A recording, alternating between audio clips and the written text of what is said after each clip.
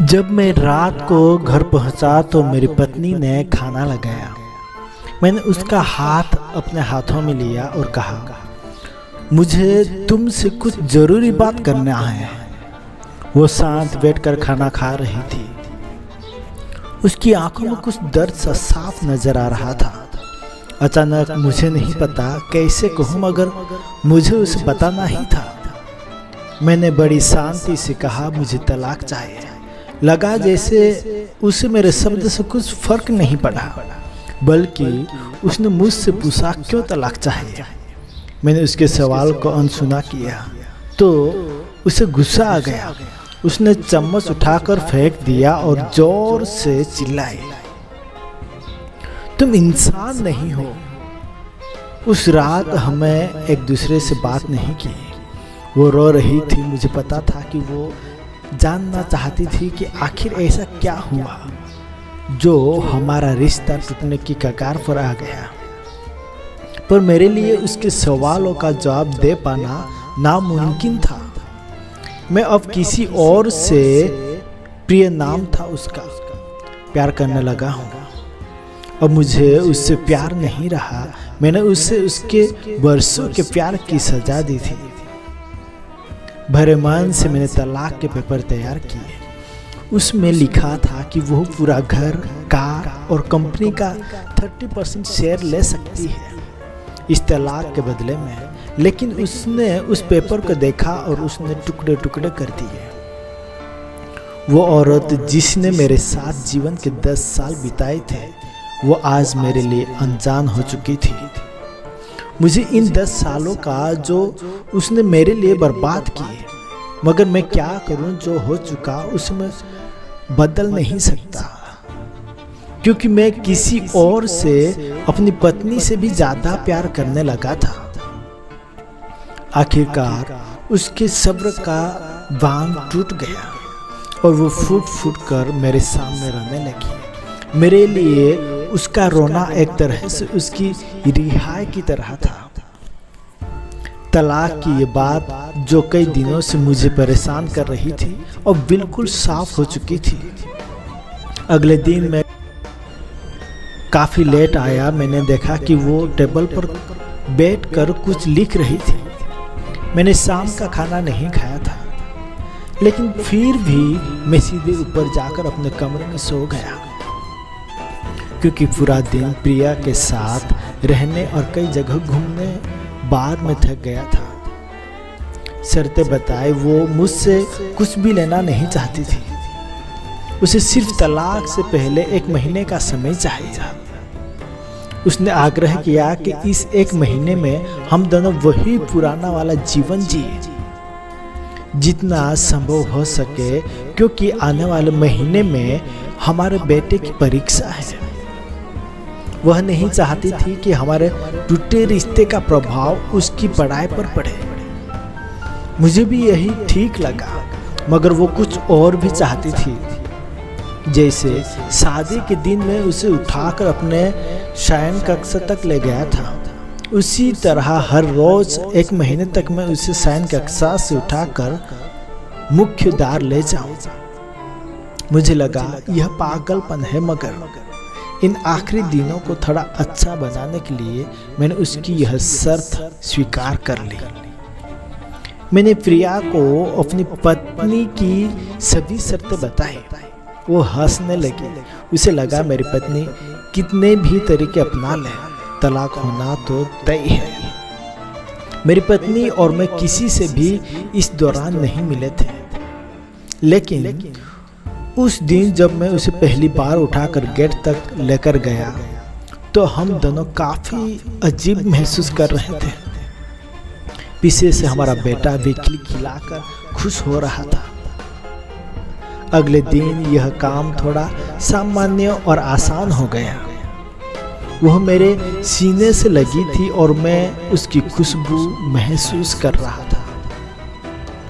ऐसा लगा जैसे कई दिनों बाद मुझे ये खुशबू मिल रही थी, या फिर कई दिनों से मैंने उसके होने का महसूस नहीं किया था।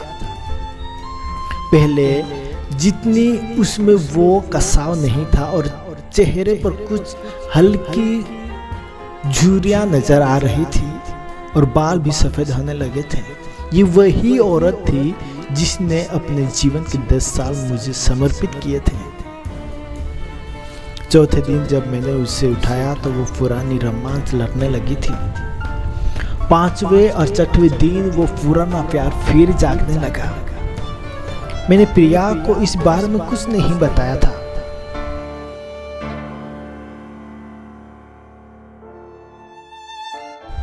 अब उसे उठाना और आसान हो गया था। शायद हर रोज यह जब करने का मैं आदी हो गया था। एक दिन वो अपनी पसंद की साड़ी निकाल रही थी, लेकिन कुछ खास नहीं ढूंढ पाई। उसने सांस भरते हुए कहा कि उसके सारे कपड़े बड़े पड़ने लगे हैं। तो मुझे पता चला कि वो काफ़ी दुबली हो गई है और इसीलिए मैं उसे आसानी से उठा पा रहा था। मेरे दिल को एक झटका सा लगा।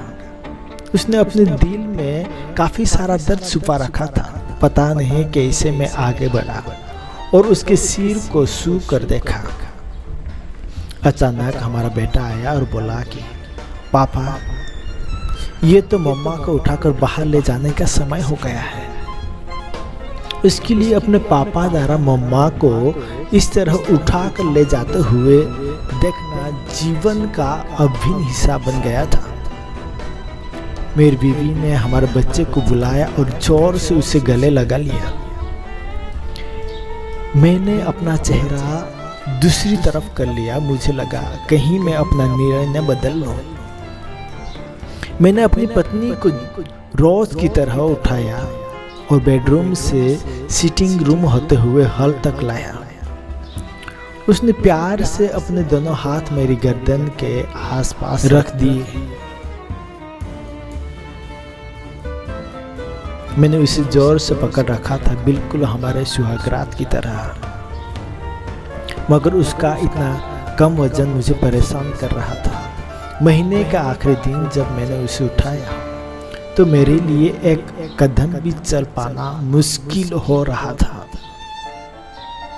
हमारा बेटा स्कूल जा चुका था। मैं अपनी कार से ऑफिस गया और कार से कूद कर बाहर आ गया बिना कार को लॉक किए। मुझे डर था कि अब एक पल भी देरी मेरा इरादा बदल देगी। मैं ऊपर गया। प्रिया ने दरवाज़ा खोला और मैं उससे कहा, सॉरी प्रिया, अब मैं अपनी पत्नी से तलाक नहीं लेना चाहता। उसने मुझे देखा और मेरे सिर पर हाथ फेर कर कहा, तुम्हें बुखार तो नहीं है? मैंने उसका हाथ हटाया और कहा, सॉरी प्रिया, अब मुझे अपनी पत्नी से तलाक नहीं चाहिए। हमारी शादीशुदा जिंदगी शायद हम दोनों के ध्यान न देने की वजह से बोरिंग हो गई थी, लेकिन उसका मतलब यह कतई नहीं कि हम एक दूसरे से प्यार नहीं करते। अब मुझसे एहसास हुआ है कि जिस दिन मैं उसे शादी करके अपने घर लाया था, उस दिन से जीवन के आखिरी दिन तक मुझे उसका साथ निभाना है। प्रिया के होश उड़ गए। उसने मुझे एक जोरदार चाटा दिया मेरे मुंह पर। वो रोने लगी और दरवाजा अंदर से बंद कर लिया। मैं सीढ़ियों से नीचे उतरा और आकर अपने कार में बैठ गया। आगे एक फूल वाले की दुकान पर रुका और अपनी प्यारी पत्नी के लिए एक सुंदर सा गुलदस्ता लिया। दुकानदार ने पूछा कि इस पर क्या लिखना है। मैंने मुस्कुराते हुए कहा कि मैं तुम्हें जीवन के आखिरी दिन तक यूं ही उठाता रहूंगा। मेरी अर्धांगिनी, मेरे चेहरे पर एक मुस्कान थी। मैं ऊपर अपने कमरे की तरफ भाग कर गया, लेकिन तब तक वो मुझसे सड़कर इस दुनिया से जा चुकी थी, हमेशा के लिए। वो कई महीनों से कैंसर से लड़ रही थी, लेकिन मैं प्रिया के साथ इतना खोया हुआ था कि कभी ध्यान ही नहीं रहा। उसे पता था वह जल्दी ही मुझे सड़कर जाने वाली है, इसलिए वह मुझे और मेरे बेटे के रिश्ते को टूटने से बचाना चाहती थी। मैं नीज उससे तलाक लेना चाहता था, लेकिन फिर भी उसने मुझे अपने बच्चे की नज़रों में एक प्यारा पति और पिता बना दिया। जीवन की छोटी छोटी बातें रिश्ते में बहुत महत्व रखती है। बड़ा घर, बड़ी कार और बैंक बैलेंस खुशियों का हिस्सा जरूर बन सकते हैं, मगर अपनों के बिना इनकी कोई कीमत नहीं।